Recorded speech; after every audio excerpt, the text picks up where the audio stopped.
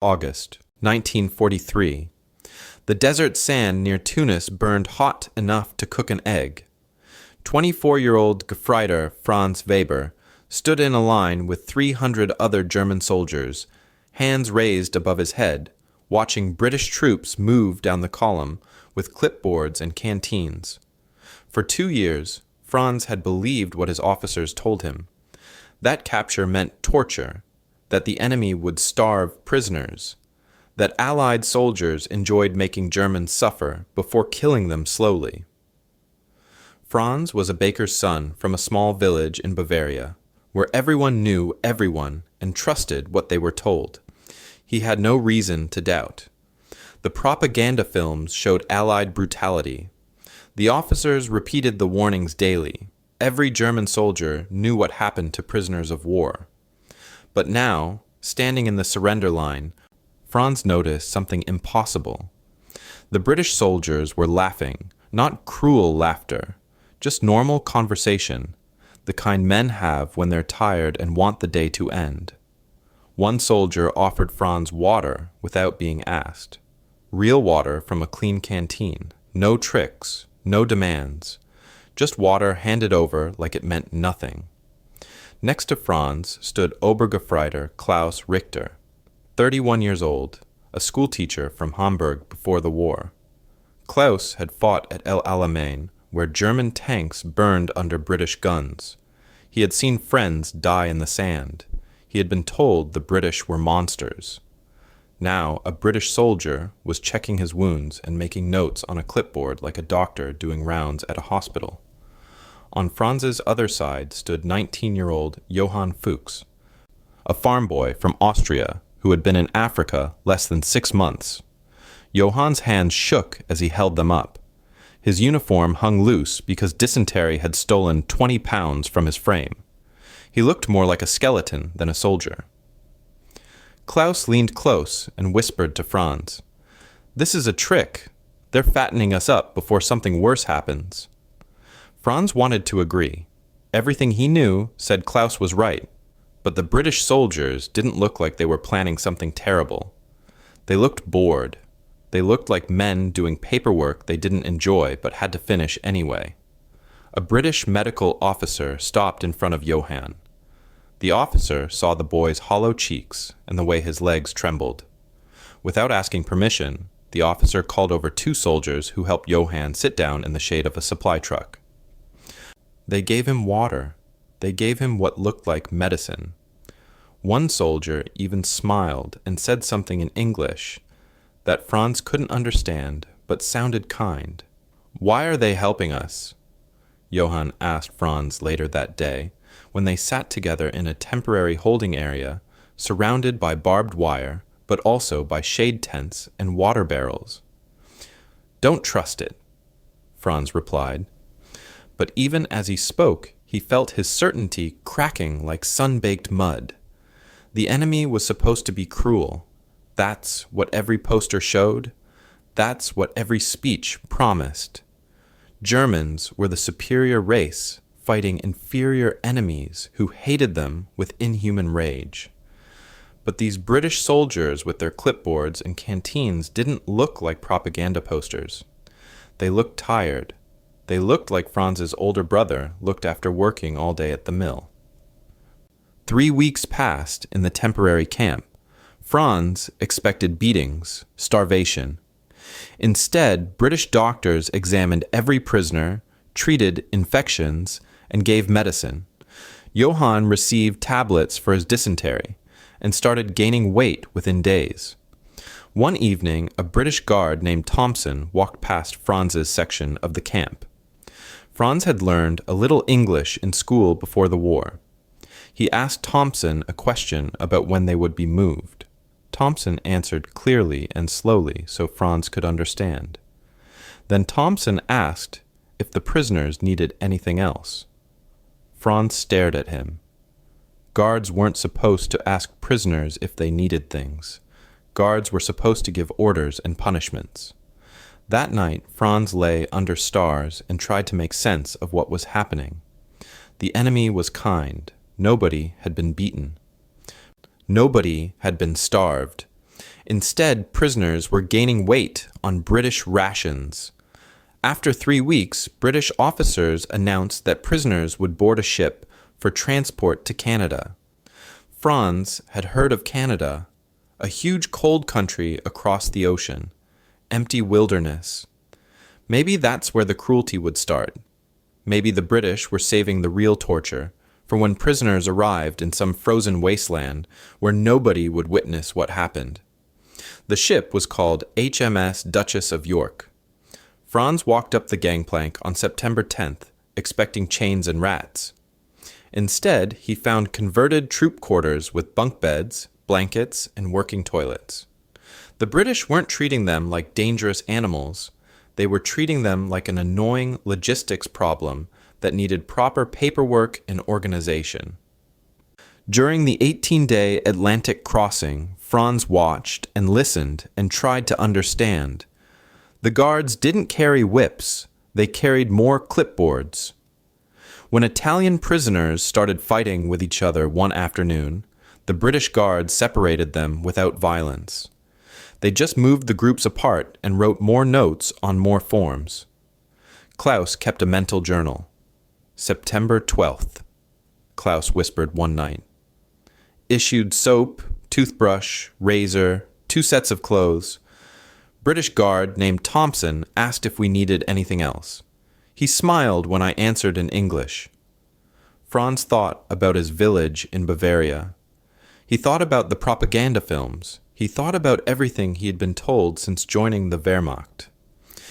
Then he thought about the soap in his hand, and the blanket on his bunk, and the British soldiers who ate the same food prisoners ate. On September 28th, Franz stood at the ship's rail, watching Canadian coastline appear through morning fog. Klaus joined him. They stood silent for a long time. Finally, Klaus spoke. I was at Dunkirk. I watched our planes strafe evacuation boats. I watched us shoot men in the water who were drowning and helpless. Klaus paused. His voice sounded hollow. These same people are giving us blankets and medicine. Franz didn't know what to say. His entire understanding of the war was cracking apart like ice in spring. Everything was backwards. The enemy showed mercy. The superior race had lost. The monsters were acting human, while Franz and his countrymen had done the monstrous things. The ship docked at Halifax. As prisoners walked down the gangplank, Canadian civilian workers barely glanced at them. No hatred, no fear, just workers doing jobs and wanting to go home for dinner. Franz had expected spitting crowds and thrown stones. Instead, he got indifference. Whatever came next in this strange, backwards world, Franz knew one thing for certain. Nothing would be what he expected. And maybe, just maybe, that was the most terrifying discovery of all. The HMS Duchess of York cut through Atlantic waves. Franz stood below deck in converted troop quarters that smelled like metal and unwashed men. He had expected chains and darkness. Instead, he got a bunk bed with a thin mattress and a wool blanket. The ship left Alexandria on September 10th, carrying 1,847 German and Italian prisoners of war. Franz counted the days by scratching marks on his bunk. Each morning, British guards brought water for washing. Each afternoon, they distributed food in measured portions: bread, meat paste, canned vegetables, and tea. Johann spent the first 3 days vomiting over the rail during deck time. The farm boy had never seen the ocean. British medical staff gave him tablets for seasickness and made sure he drank water.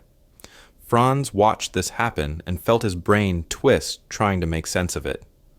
Why would the enemy care if one Austrian farm boy felt sick?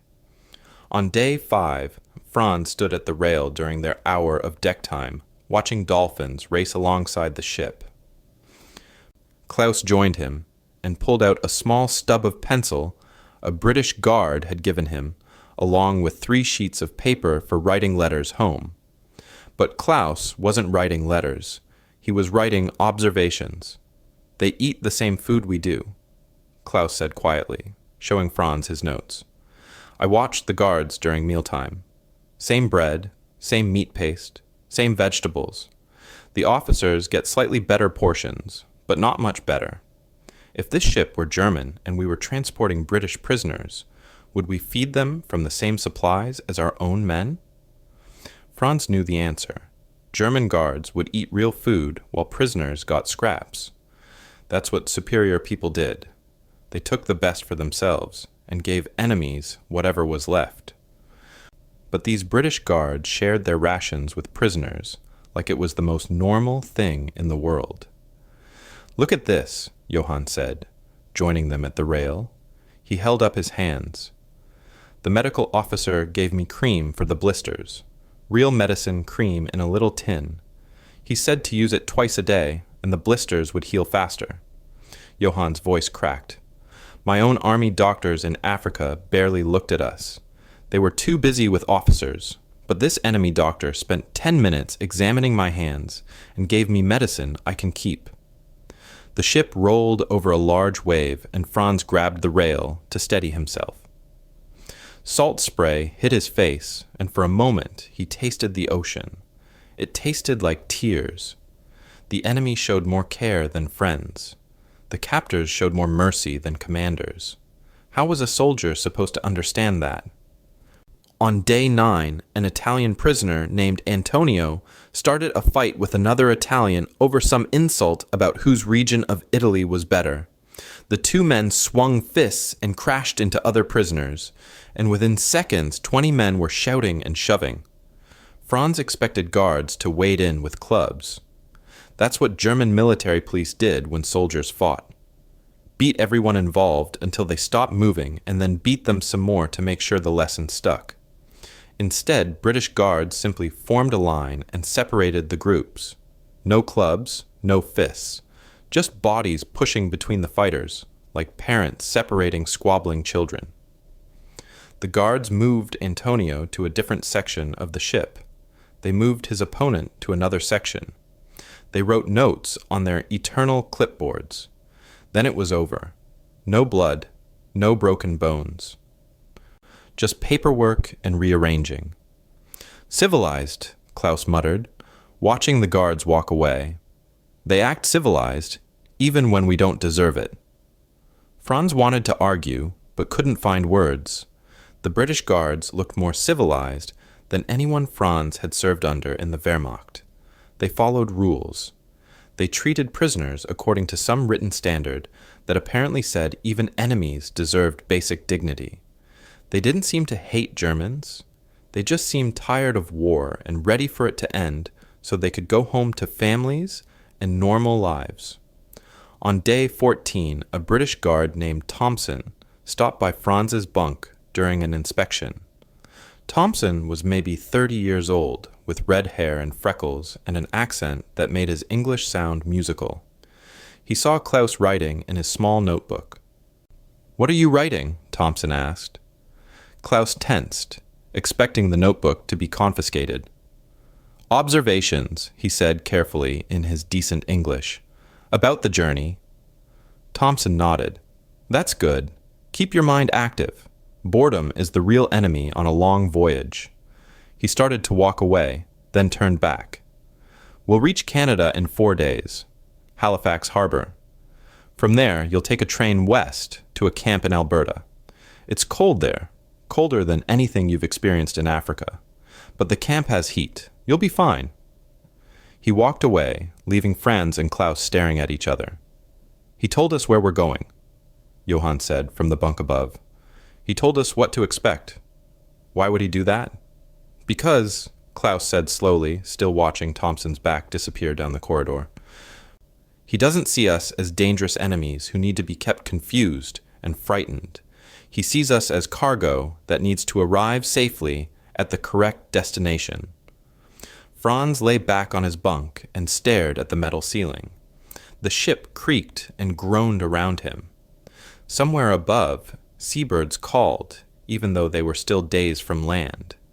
Everything he thought he knew about the world was cracking apart, and they hadn't even reached Canada yet. The train slowed to a stop. Medicine Hat, Alberta, October 1943. Through the window, Franz saw rows of wooden buildings stretching across flat prairie. The sky pressed down like a blue weight, making him feel small. Camp 133 sprawled across 300 acres. Franz counted the buildings as guards organized prisoners into lines on the platform. 20 large barracks. A hospital building with a red cross painted on the roof. What looked like recreation halls. A building that might be a theater. Gardens with vegetables still growing, even though autumn had arrived. This wasn't a prison camp. This looked like a small town built specifically to house people. "That's bigger than our base in Tunisia," Johann whispered beside Franz. His voice shook with something between fear and confusion. "Those barracks have real roofs, real walls, windows with actual glass." Klaus said nothing, but Franz saw his friend's hands trembling as he clutched his small notebook. The teacher's face had gone pale. Whatever Klaus had expected, this wasn't it.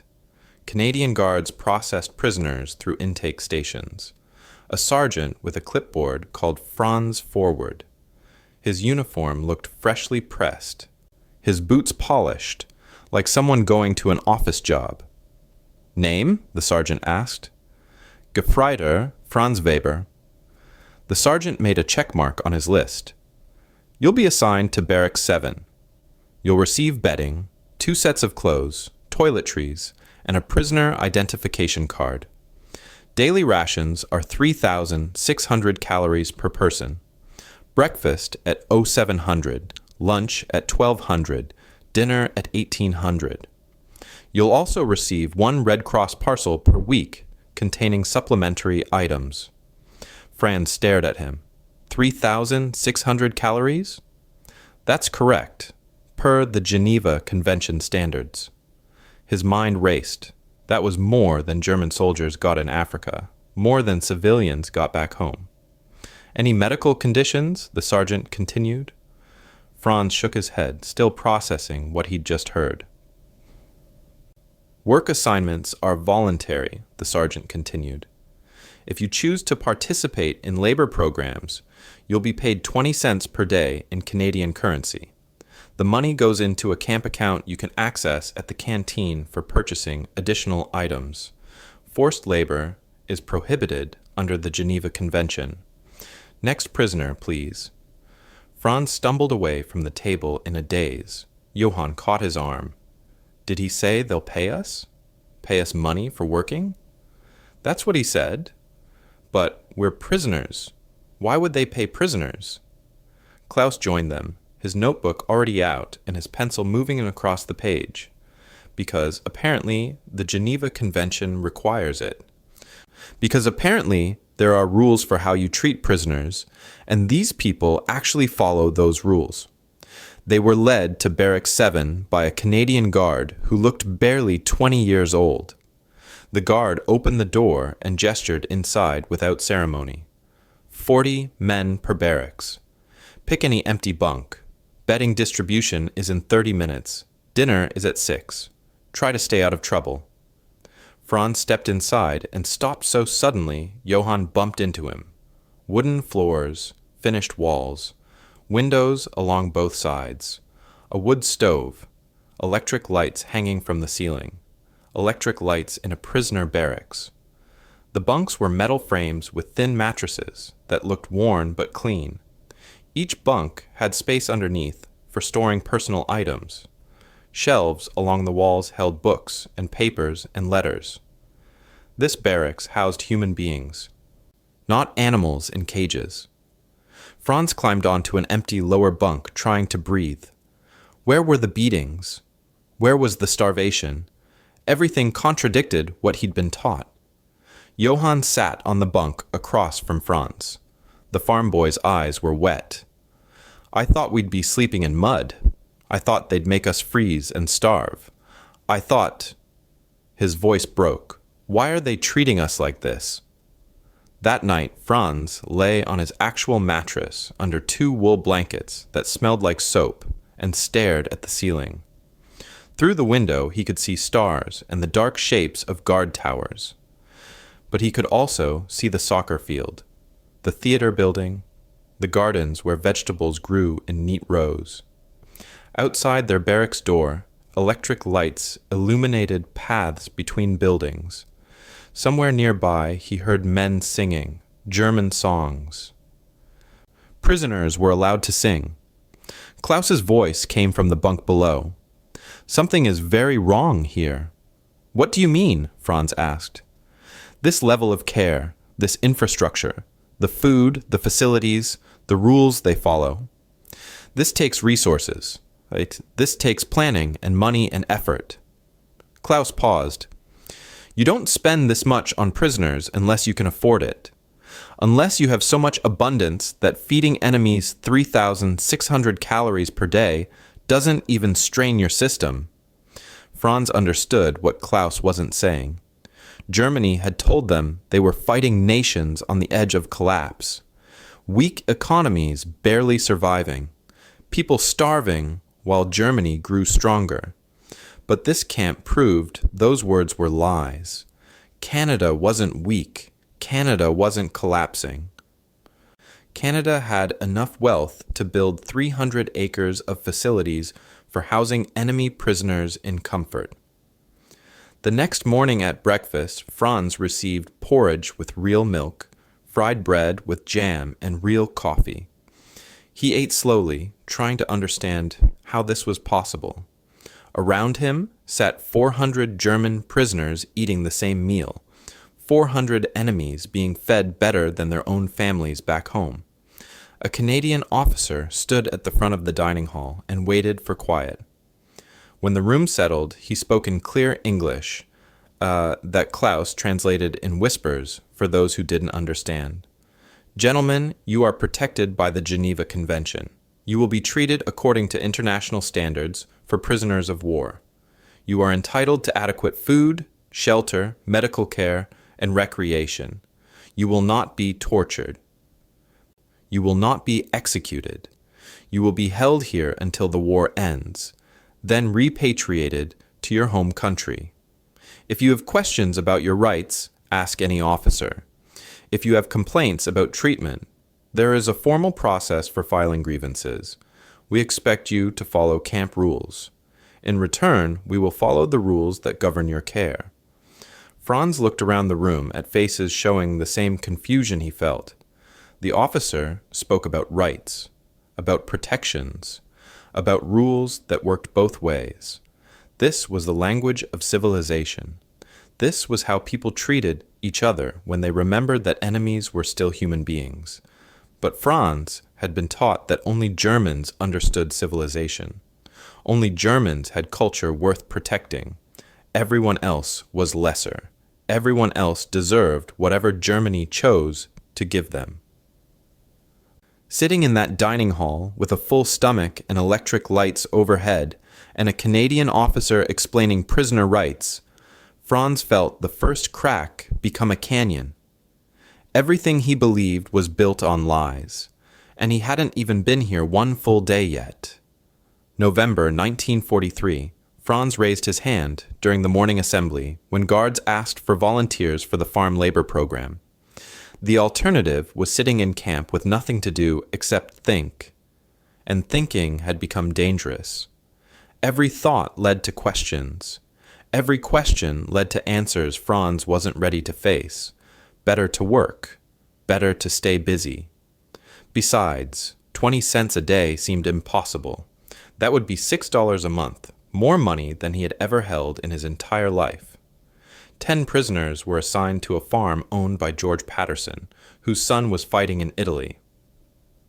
Patterson arrived driving a blue truck, wearing work clothes and a sweat-stained hat. He looked at the 10 German prisoners like a farmer inspecting cattle. "Any of you boys know wheat?" Patterson asked in English. Klaus stepped forward. "I taught agriculture science before the war. I understand crop rotation, soil management, and harvest techniques." Patterson nodded once. "Good. You're in charge then.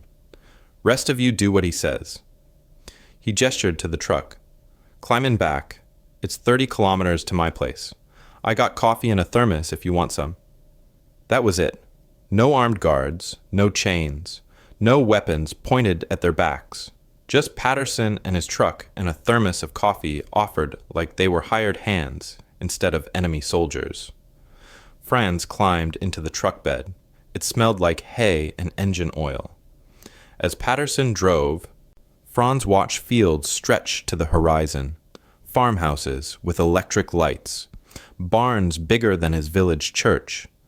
Every kilometer showed more abundance, more proof that everything he'd been taught was backwards. Patterson's farm had 3 tractors. Franz counted them twice to make sure he wasn't seeing things. 3 tractors. His entire village in Bavaria had shared 1 tractor between 8 farms, and that tractor broke down more often than it worked. But Patterson had 3, sitting in a machine shed like it was normal to have backup equipment. The first day, Patterson showed them what needed doing: preparing fields for winter, repairing fence lines, moving equipment into storage. Basic farm work that Franz understood from helping in his village as a boy. Patterson worked alongside them. He didn't supervise from a distance. He grabbed tools and got his hands dirty and swore when a fence post wouldn't go in straight. At lunch, Patterson's wife brought soup, sandwiches with thick meat and crisp apples. She called them over like neighbors helping with harvest, not prisoners of war. "You boys must miss home," Mrs. Patterson said. She had kind eyes and gray hair in a bun. "I know my Robert misses home. He's somewhere in Italy with the Canadian Army. I pray every night he comes back safe." She pulled a photograph from her apron pocket and showed them a young man in uniform smiling at the camera. "I hope, wherever he is, if he's captured, someone treats him with kindness. I hope someone gives him soup and apples." Franz held his sandwich, but couldn't eat. His throat had closed up. Mrs. Patterson's son was fighting against Germany. Maybe he was fighting against Franz's old unit. Maybe he had killed Franz's friends. But here was his mother, feeding Franz soup and hoping other people would feed her son soup if he needed it. The world had turned upside down, and Franz couldn't find which direction was up anymore. By the 3rd week, Franz noticed things that made his brain hurt. Patterson's farm had electric power running to every building. The house had lights in every room. The barn had lights and even a radio that played music while they worked. When one of the tractors broke down, Patterson cursed about supply shortages, but Franz saw 2 brand new tractors sitting in reserve. Patterson's idea of shortage was having only 3 tractors instead of 4. Johann was the first to say it out loud. They were repairing a fence on the north section of Patterson's land, working in late afternoon sun that turned the prairie grass gold. Johann stopped hammering and looked around at the farm, the equipment, the full barn, the house with smoke coming from the chimney. "Back home, they told us Canada was starving," Johann said quietly. "They said the U-boats were cutting off supplies. They said Allied nations were running out of everything and about to collapse." He gestured at the barn full of grain, the tractors, the house with electric lights in every window. "Does this look like starvation? Does this look like collapse?" Klaus put down his tools and pulled out his notebook. He had been taking notes every day, filling page after page with observations. Patterson's farm produces enough wheat to feed 1,000 people for a year. Just this one farm, and I've seen at least 50 farms on the drive here. All similar size, all with similar equipment. He looked up from his notebook. "We were told Allied nations were weak. We were told Germany was the industrial heart of the world.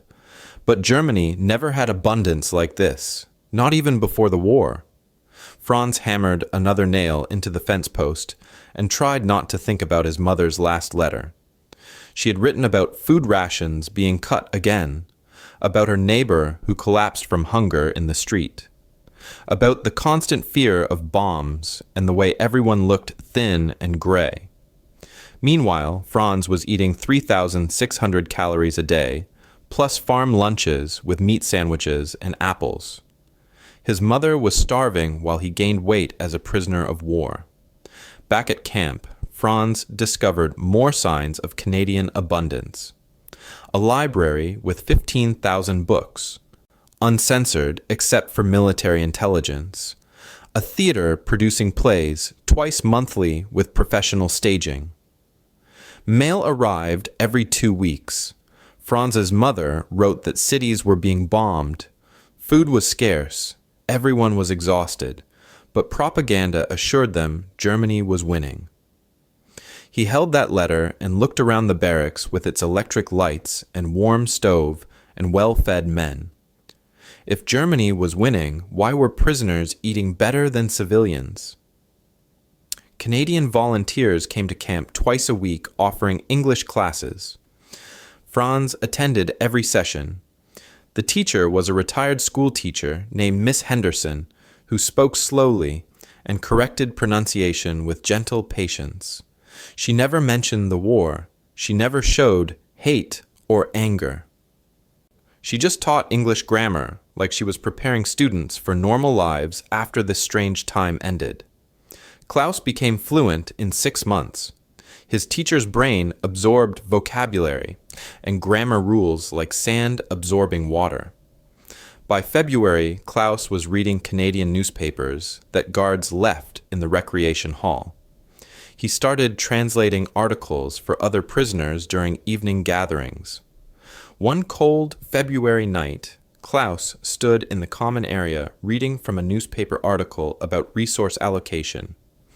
It says here that German prisoners in Canada receive better medical care than some Canadian civilians because military medicine gets priority during wartime. Klaus looked up from the paper. Canadian citizens are complaining that we're treated too well. Think about that. The enemy's own people think their government is being too kind to us. Patterson took them into town one Saturday in March for supplies. Franz saw stores with windows full of goods, shoes, clothes, tools, canned food, fabric, household items. Yes, there were ration stamps and posters saying support our troops and buy war bonds. But the abundance was staggering compared to what Franz remembered from his last visit to Munich before deployment. German cities had been picked clean by 1942. Store shelves were empty. People waited in lines for hours to get small portions of bread and potatoes. But here in a small Canadian town, stores were full. People walked around with packages and shopping bags like scarcity was just an inconvenience instead of a daily crisis. That night, Franz wrote a letter home. He started and stopped 5 times. How could he explain that the enemy fed him better than his own government? In the end, he wrote only safe words, I am well. The weather is cold. I think of you every day. What he didn't write, I don't know what I believe anymore. I don't know if I understand the world. I don't know if Germany was ever what they told us it was. December 24th, 1944. Franz had been a prisoner for 16 months. Christmas approached with a homesickness that felt like stones in his chest. Every man seemed to carry the same weight. Everyone was thinking about home, about families, about Christmases before the war. The Canadian camp commander, Major Henderson, made an announcement that morning during assembly. He stood on a wooden platform in the center of the camp while 400 prisoners gathered in the cold December air. Their breath made clouds that hung in the stillness. Gentlemen, Henderson said in clear English that Klaus translated in whispers. In recognition of the holiday, and in accordance with Geneva Convention provisions, we will observe Christmas traditions. There will be special rations tomorrow, religious services for those who wish to attend, and a holiday meal tomorrow evening at 1800 hours. Franz expected little. Maybe slightly better food than usual. Perhaps an extra hour of free time. His expectations had been beaten down by war and captivity until he no longer hoped for much of anything. December 25th arrived cold and bright. Morning sun turned the prairie snow into fields of diamonds. Franz woke early because he couldn't sleep. Around him, other men stirred and dressed in silence. Nobody talked much. Talking about Christmas made the missing worse. At noon, guards announced the special meal would be at 6. Prisoners could gather in the recreation hall beforehand. Franz walked there with Johann and Klaus, boots crunching on snow. Inside felt warm. And then Franz saw the decorations. Pine branches with red ribbons hung along the walls. Paper chains draped from rafters. Candles on tables. Someone had built a small Christmas tree from wood scraps painted green. It looked humble and impossible. The enemy had decorated for Christmas, for prisoners. At 6 o'clock, guards opened the dining hall doors and prisoners filed inside. Franz stepped through the doorway and stopped so suddenly that Johann bumped into his back. The dining hall had been transformed. White cloths covered every table. Real plates sat at each place. Not the usual metal trays, and the smell. Franz's eyes stung from the smell of roasting meat and fresh bread and something sweet that made his stomach clench with memory of Christmases before the war. Down the center of each table sat platters of roasted chicken. Golden brown skin, steam rising into the cold air, bowls of potatoes swimming in real gravy, vegetables that looked fresh instead of canned, bread so white and soft it could have come from a bakery, and at the end of each table a sight that made Franz's breath catch in his throat. Christmas stolen. Real stolen with dried fruit and powdered sugar, just like his mother used to make. Johann grabbed Franz's arm. His fingers dug in hard enough to hurt. How is this possible? Klaus stood frozen, staring at the tables. This is more food than most German families will see this Christmas. This is more food than we've seen in 3 years. Major Henderson stood at the front of the hall and waited for quiet. When the shuffling and whispers died down, he spoke. Gentlemen, my government has authorized special rations for this occasion in recognition of the holiday. We also have something else for you. He nodded, and a group of Canadian officers carried in wooden crates. They set them on tables near the entrance and began pulling out packages wrapped in brown paper. Red Cross parcels arrived yesterday. Christmas packages from home. We've sorted them by name. When I call your name, come forward to collect your parcel. For the next hour, names echoed through the hall. Men walked forward for packages from mothers, wives, sisters. Franz heard his name and stumbled to the table. A Canadian officer handed him a package, his mother's handwriting on the outside. He carried it back and opened it with trembling fingers. Inside, he found hand-knitted socks that still smelled like home, a small Bible with a ribbon bookmark, dried apples wrapped in cloth, and a letter dated September, 4 months ago. Franz unfolded the letter and read his mother's words. She wrote about food shortages, about fear when the air raid siren sounded, about his sister working 12-hour shifts in a munitions factory, about his father's cough that wouldn't go away. She wrote that everyone was told to be strong, that their sacrifices would lead to final victory. She wrote that the government promised better days ahead if they just kept faith. She ended with a prayer that Franz was safe wherever he was, and that God would bring him home soon. Franz sat at the table holding his mother's letter in one hand and looking at the roasted chicken in front of him. His mother was hungry. His sister was exhausted. His father was sick. But Franz was about to eat a meal that was better than anything his family would have this Christmas. better than anything most German civilians would have for months or maybe years. Around him, men were crying quietly. Johann held a letter from his mother, and tears ran down his face into his beard. My village doesn't have this much food, not for everyone, not anymore. The last harvest was taken by the army.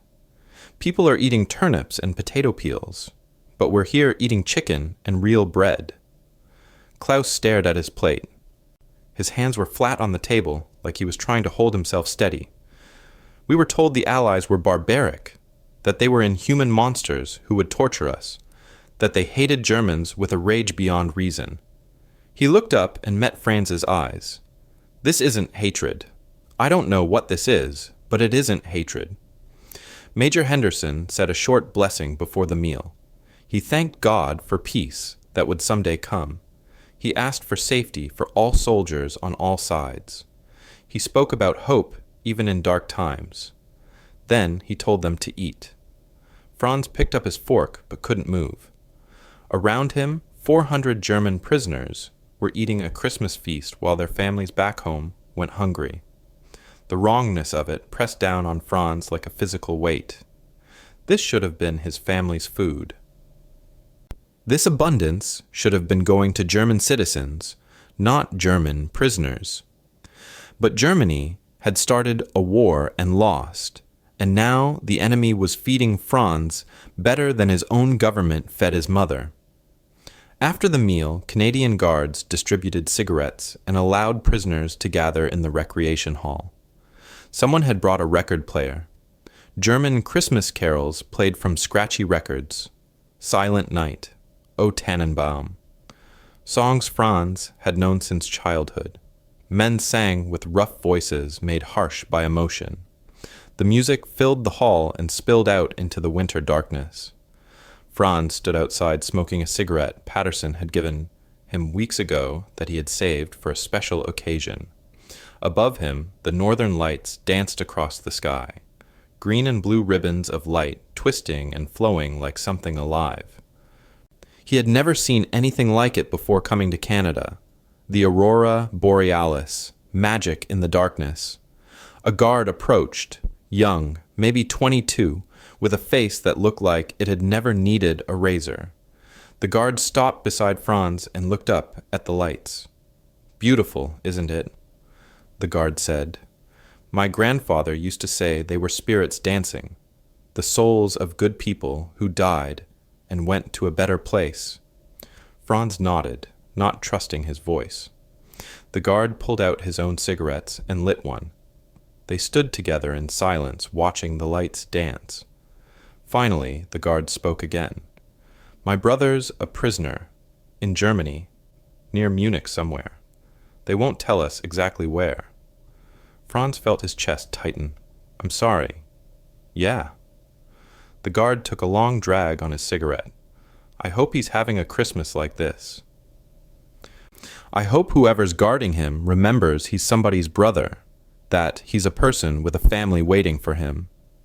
The guard flicked ash into the snow. War makes us forget that sometimes.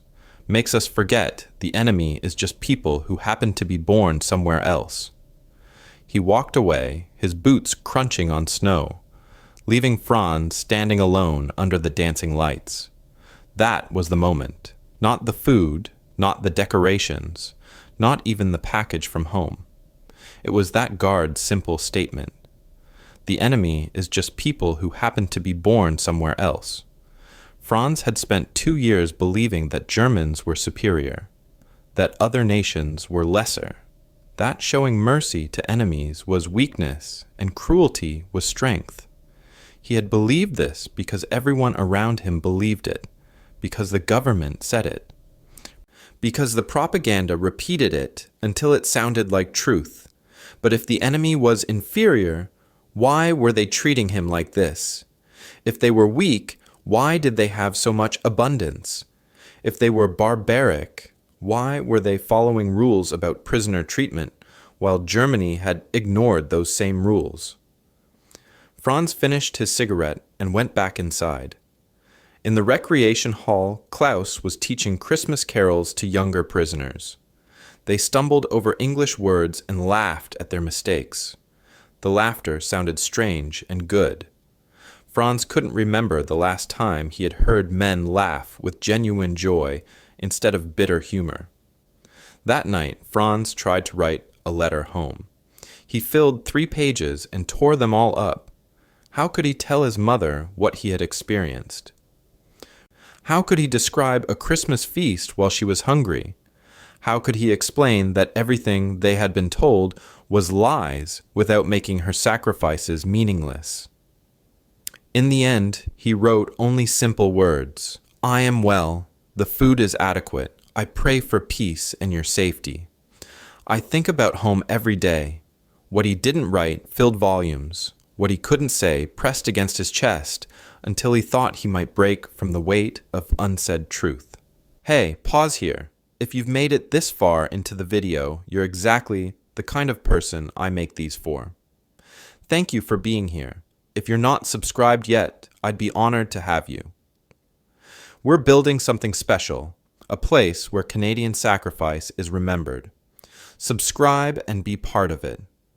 All right, where were we? January 1945. The camp split like wood under an axe.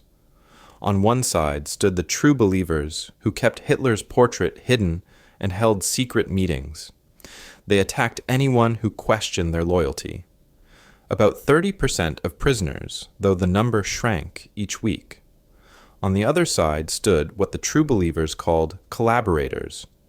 These were men who took English classes, read Canadian newspapers, spoke positively about their treatment. Men who had stopped believing in final victory and started thinking about what came after the war. Maybe 20% of camp openly joined this group, though Franz suspected more agreed, quietly, but feared saying so out loud. Then there was everyone else, men who just wanted to survive. Franz lived in this group, though he felt himself sliding toward the collaborators more each day. February brought the first open conflict. Klaus stood during an evening assembly and spoke words that made half the room explode. The war is lost, Klaus said clearly. Germany cannot win. The Soviet Union is advancing from the east. The Allies are advancing from the west. Our cities are burning. Our armies are retreating. We are here, safe and fed, while our countrymen die. Hauptmann Werner jumped to his feet. He had been an officer in the Afrika Korps and still acted like he commanded troops. Defeatist lies. The Führer has secret weapons that will turn the tide. The Americans will surrender when they see what Germany has developed. Klaus didn't back down. What secret weapons? I was a teacher. I understand mathematics and industrial capacity. I've seen what this country produces. Just this one province of Canada grows more wheat than all of Bavaria. They have factories, ships, planes we cannot match.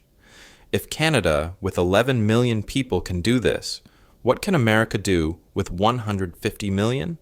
Germany has already lost. The only question is how many more people die before we admit it. The hall erupted into shouting. Men surged to their feet. Some screamed agreement with Klaus. Others screamed for his blood. Canadian guards rushed in to separate groups before fists started flying. They didn't hit anyone. They just formed lines between the angry prisoners and moved people apart like parents separating fighting children. Even in the middle of near violence, the Canadians maintained their strange commitment to civilized behavior. That night, someone spray painted the word traitor on Klaus's bunk in white paint. Franz helped him scrub it off with rags and soap, but the word had soaked into the wood. You could still see the ghost of the letters even after they cleaned it. They'll do worse if you keep talking, Franz said quietly as they worked. I know, Klaus replied. But someone has to say the truth out loud. Someone has to admit what we all see but are too afraid to speak. March arrived cold and gray. Franz received a letter from home that made the world tilt sideways. His father had been killed in an air raid. The letter came from a neighbor because his mother was too sick to write.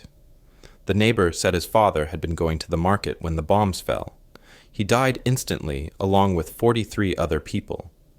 The neighbor also wrote that his mother had pneumonia and wasn't eating, that his sister worked 16 hours a day at the factory and came home too exhausted to speak, that there was no food, no fuel, no medicine, no hope.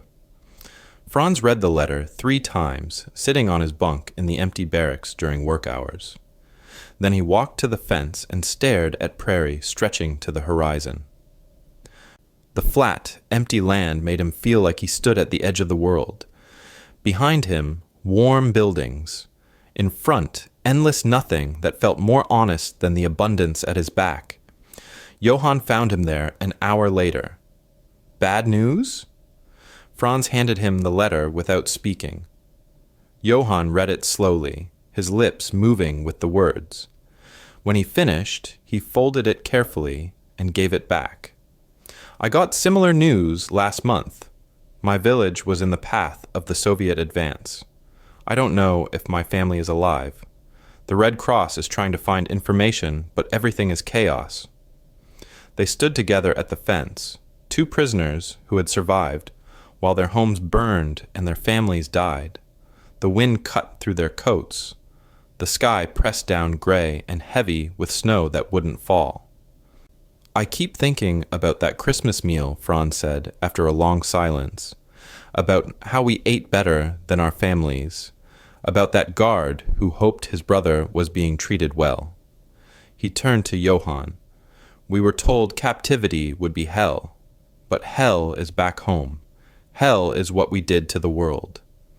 April brought news that filtered into camp through newspapers and radio broadcasts that guards no longer tried to hide. Hitler was dead. Berlin had fallen. Germany had surrendered without conditions. The war was over. The true believers denied it. Lies, Werner shouted during assembly. Allied propaganda. The Führer would never surrender. He would die first. He did die, Klaus said quietly. He killed himself in a bunker while Berlin burned, while German soldiers and civilians died trying to defend a regime that had already lost. He took the coward's way out and left everyone else to face the consequences. This time, when Werner charged at Klaus, Franz stepped between them. So did Johann. So did a dozen other men who were tired of the true believers and their refusal to see reality. Canadian guards rushed in, but the fight was already over. Werner stood breathing hard, his fists clenched, surrounded by men who had stopped believing in the cause he still defended. The Canadian guards didn't punish anyone. They just increased their watch rotations and kept a closer eye on prisoners who seemed unstable. Franz noticed medical staff visiting certain barracks more often.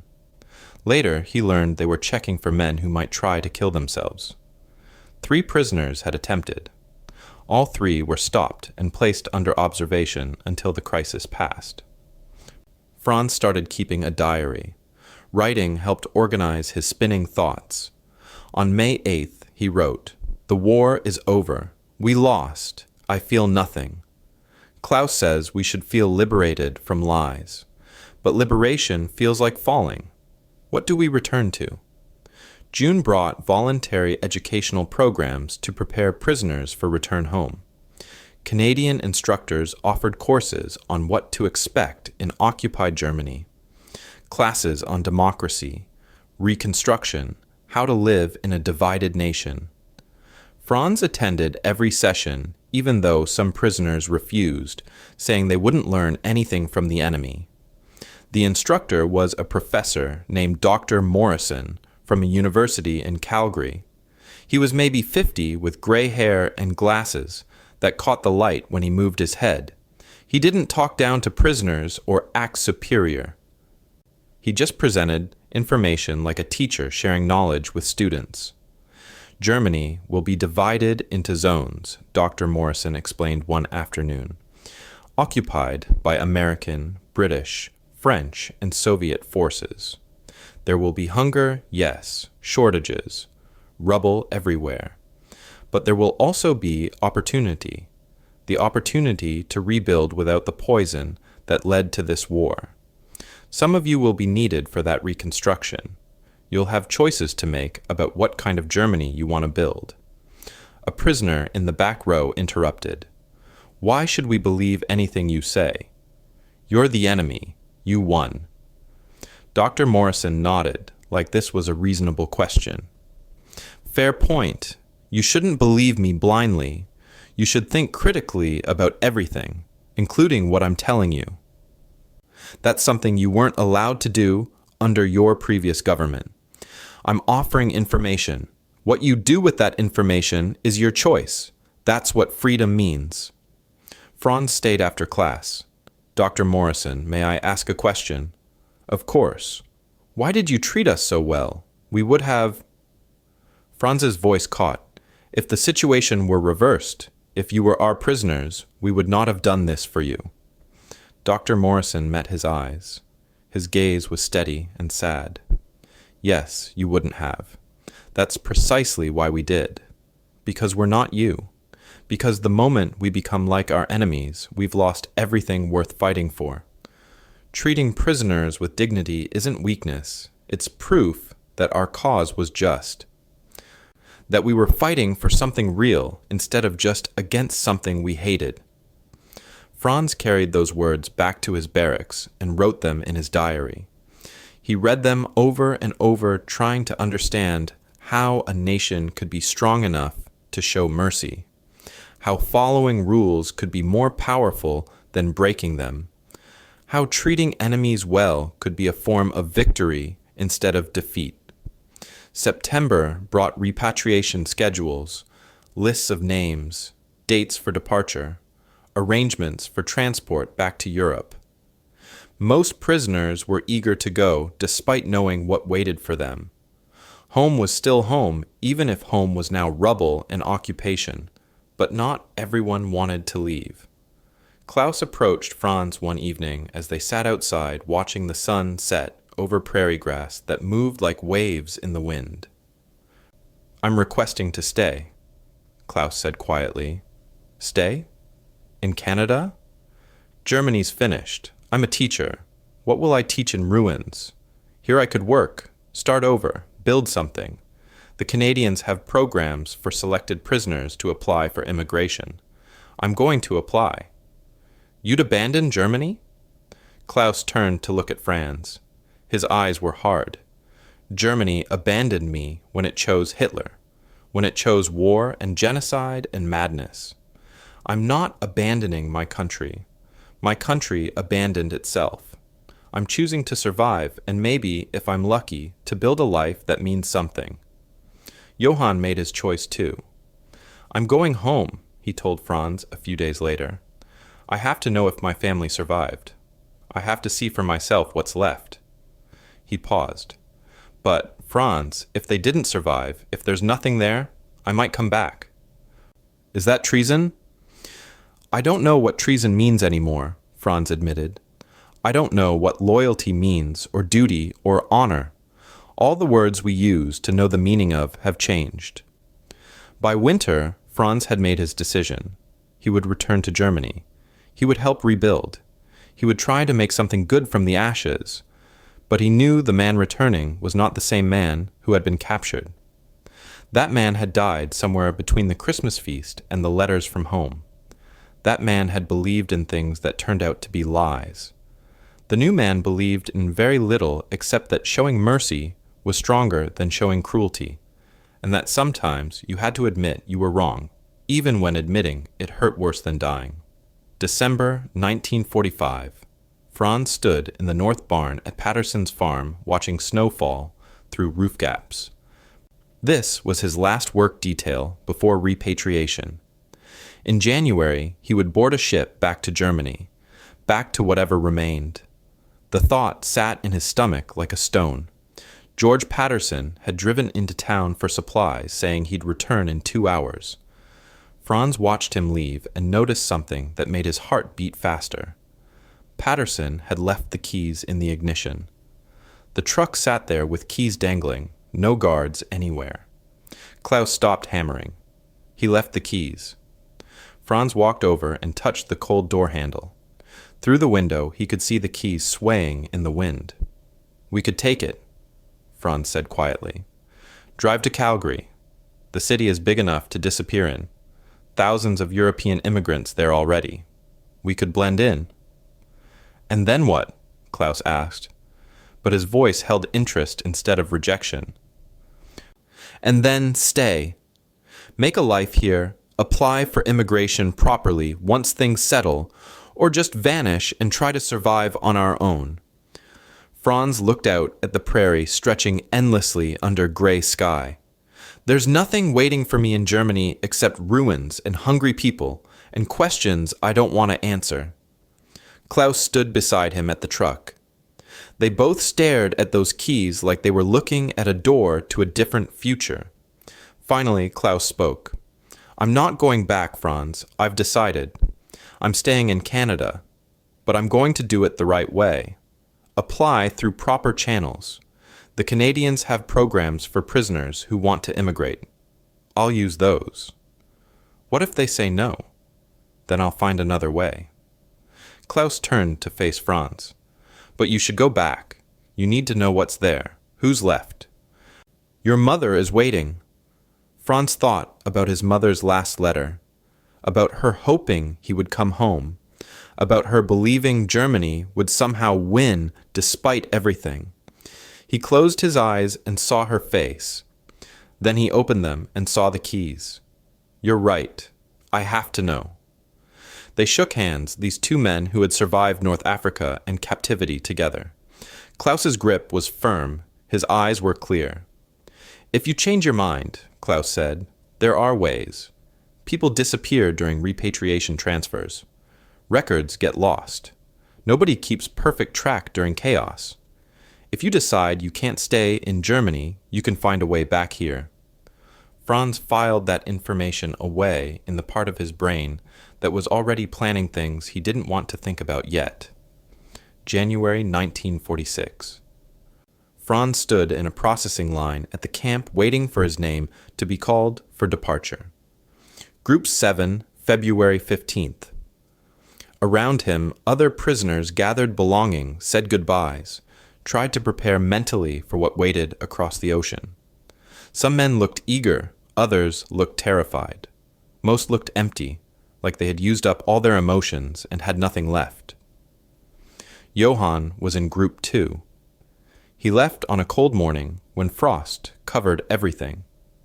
He and Franz embraced at the gate. "If you come back to Canada," Johann said, "write to me through the Red Cross. We have to stay in touch." "Promise me something," Franz said. "When you get home, whatever you find there, don't forget what we learned here.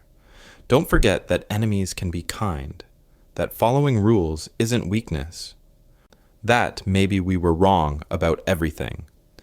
I won't forget. I can't forget even if I wanted to." Franz watched Johann's group march through the gate toward the train that would carry them to Halifax and then to Europe. He watched until they disappeared from sight. Then he walked back to his barracks and sat on his bunk staring at nothing. On February 12th, 3 days before his scheduled departure, a letter arrived.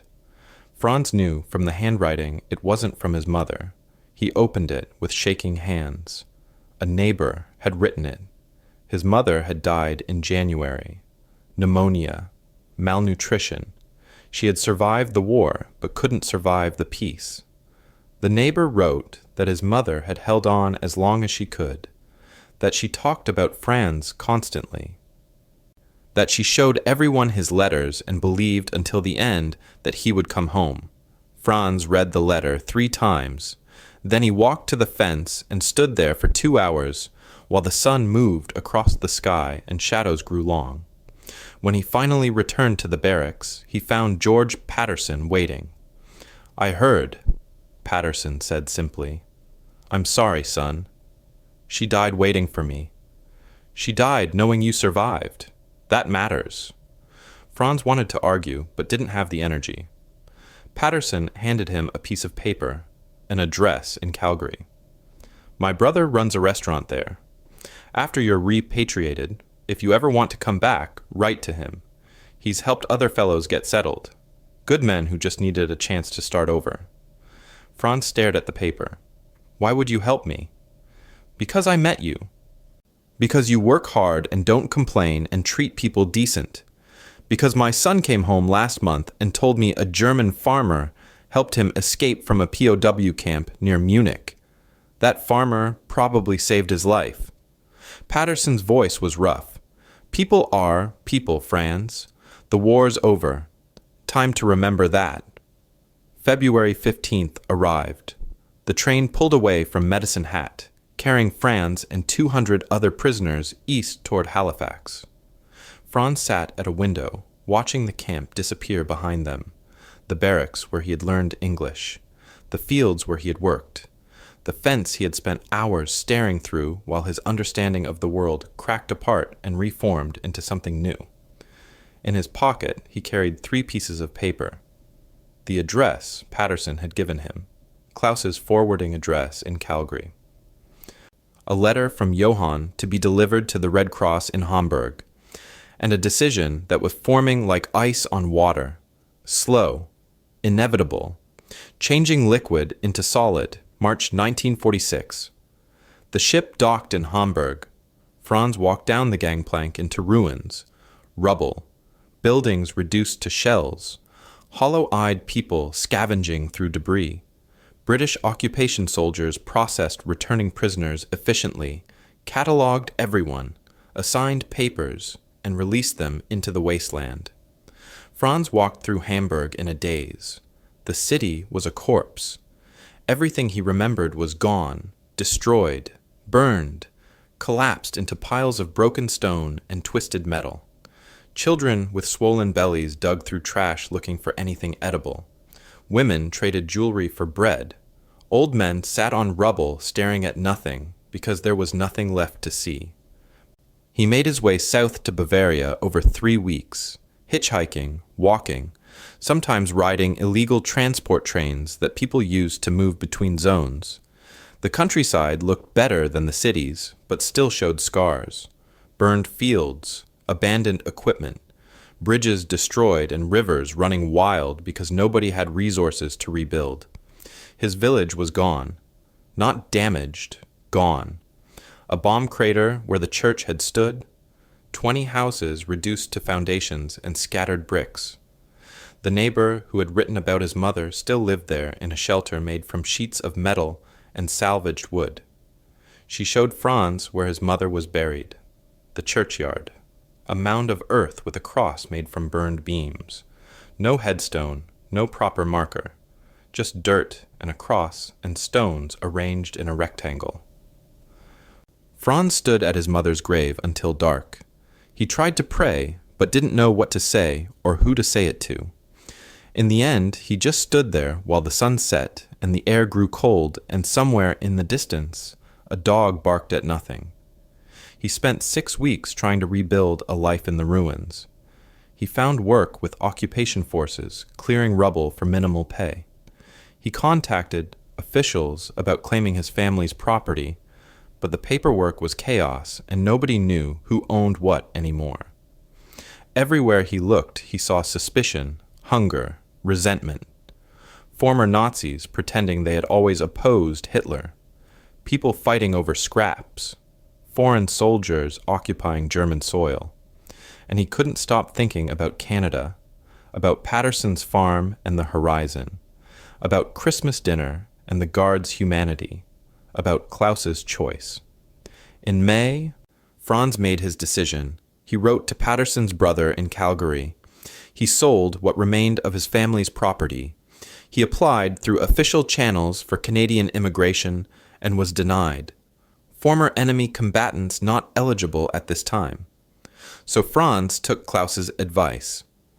During a chaotic transfer between British and American zones, with incomplete records and overwhelmed administrators, Franz Weber disappeared from German records.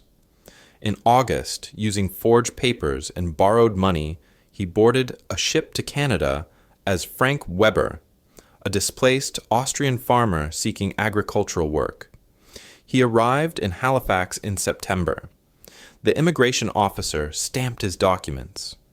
"Welcome to Canada, Mr. Weber." Franz, now Frank, took a train west, carrying 2 suitcases. One held clothes and papers. The other held memories he couldn't leave behind. September 14th, 1980, Crescent Valley, British Columbia. The morning started like any other at Frank's Diner, coffee at 6.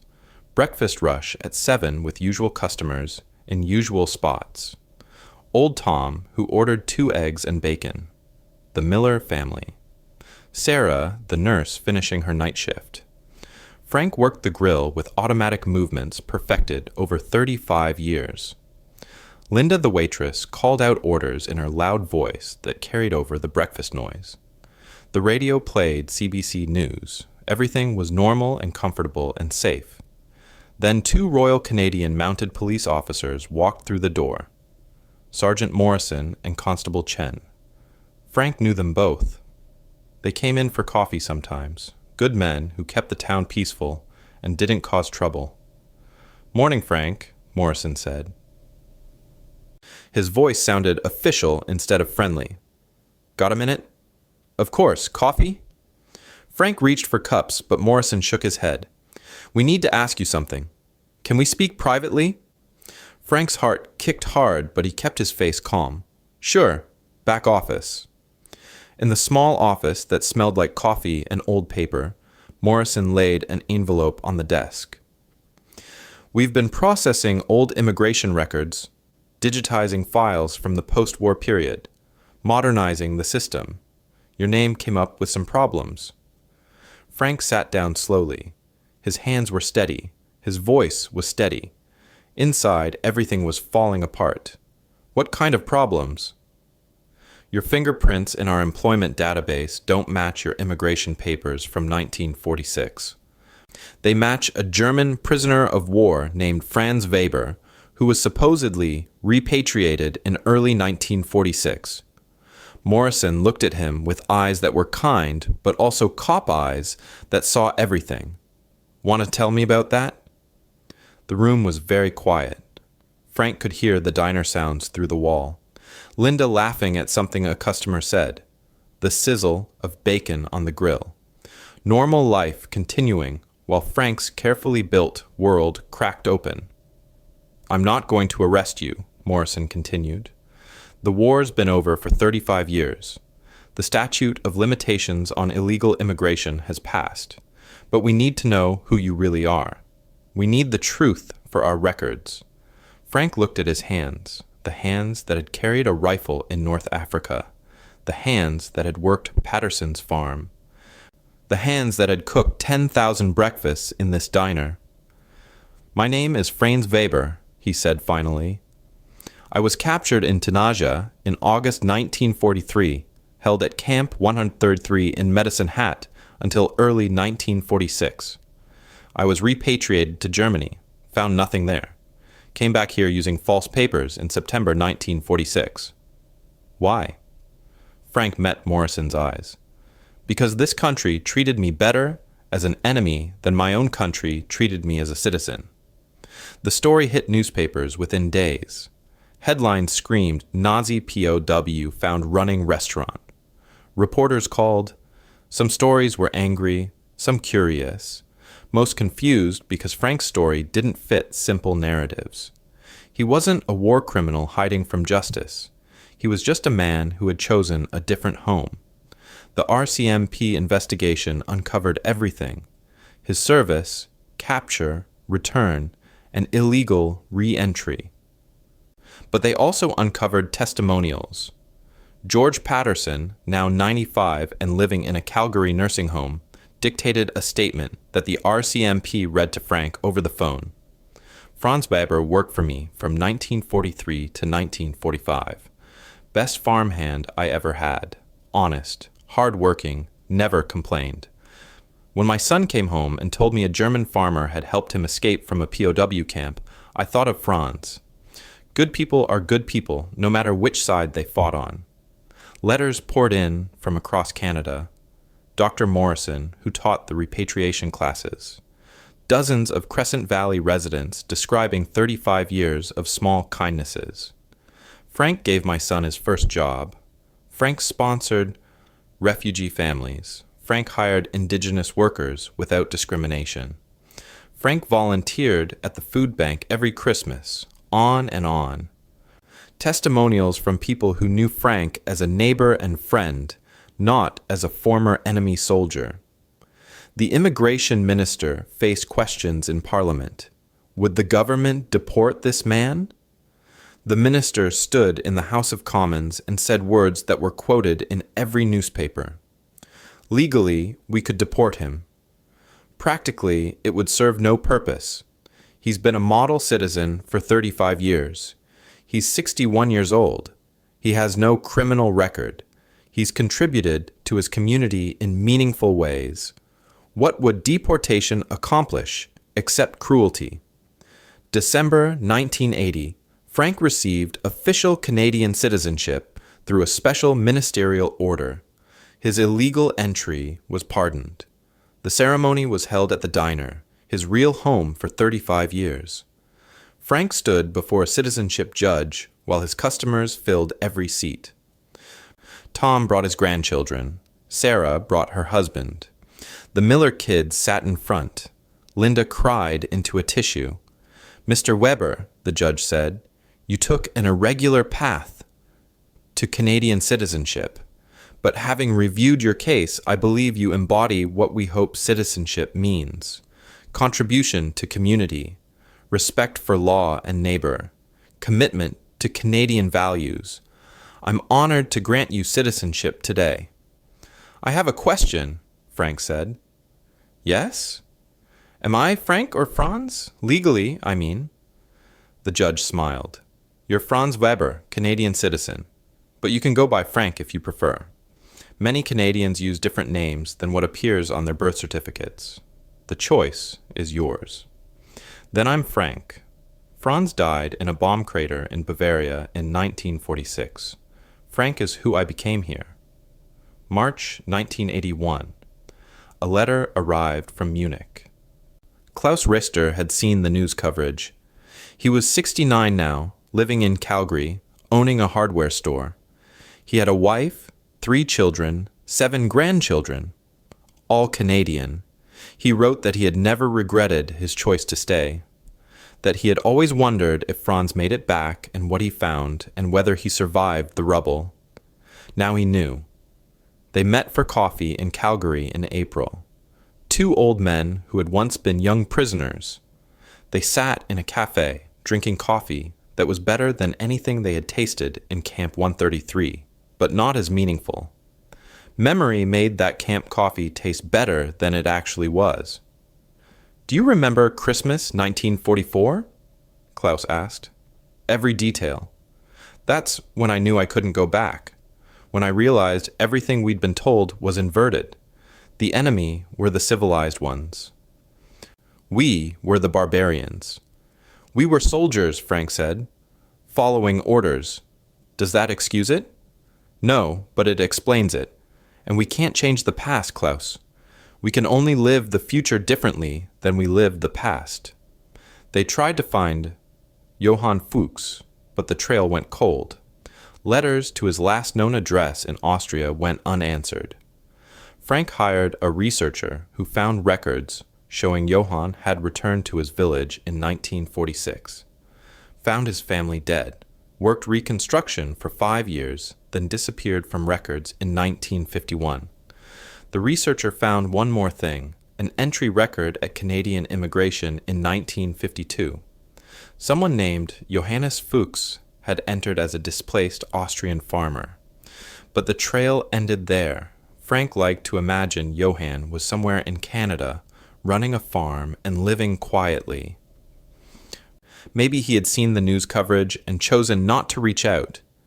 Maybe he had built a life he didn't want to disturb with old memories. Or maybe he had died years ago, another casualty of the war that never really ended for some people. Frank ran the diner until 1995 when he retired at 76. He sold it to Linda with one condition. She had to keep the name. Frank's Diner, he said. So people remember that starting over is possible, that you can leave one life and build another, that where you end up matters more than where you started. In retirement, Frank volunteered extensively, teaching English to immigrants who arrived confused and scared just like he had been, speaking at schools about propaganda and how it works by making you see other people as less than human, working with programs that brought together former enemies to talk about reconciliation and healing. In 1998, a high school student interviewed him for a history project. She asked what he learned from being a prisoner of war. Frank thought for a long time before answering. I learned that the story you're told about the world and the world itself are often different things. I learned that humanity isn't about nationality. It's about choice. Those Canadian guards chose to be humane when they could have been cruel. George Patterson chose to help an enemy. Klaus and I chose to stay. Those were all choices. That's what freedom means. The ability to choose who you become, instead of just accepting who you're told to be. Franz Weber died in his sleep on December 24, 2003. He was 84 years old. Exactly 59 years after the Christmas meal that changed his life. At his funeral, Klaus Richter, now 91 and using a walker, gave the eulogy. He talked about two young men who expected cruelty and found humanity instead, about how that humanity changed them and showed them what civilization really meant, about how Franz chose to return to something better and spent 57 years proving that choice was right. In Frank's effects, they found his diary from Camp 133. The last entry was dated February 14th, 1946. It said, "Tomorrow I return to a country that no longer exists, but I can never unknow what I learned here. That propaganda was lies, that we were villains, that the enemy were heroes. Maybe that's the real punishment for losing a war, having to live with the truth." Below that, written in different ink, dated 1980, "I returned, not as a prisoner, but as a citizen. This country gave me a second chance I didn't deserve. I tried to earn it. If there's anything I want people to understand, it's this. Changing your mind isn't weakness. Admitting you were wrong isn't betrayal. Sometimes the bravest thing you can do is choose to become different from what you were raised to be." Today, Frank's diner still stands. Above the counter hangs a photograph of Frank at 61 holding his citizenship certificate, surrounded by customers who became friends. Below it, a plaque reads, "Franz Weber, 1919 to 2003. POW, farmer, cook, citizen. Change is possible. Choose humanity."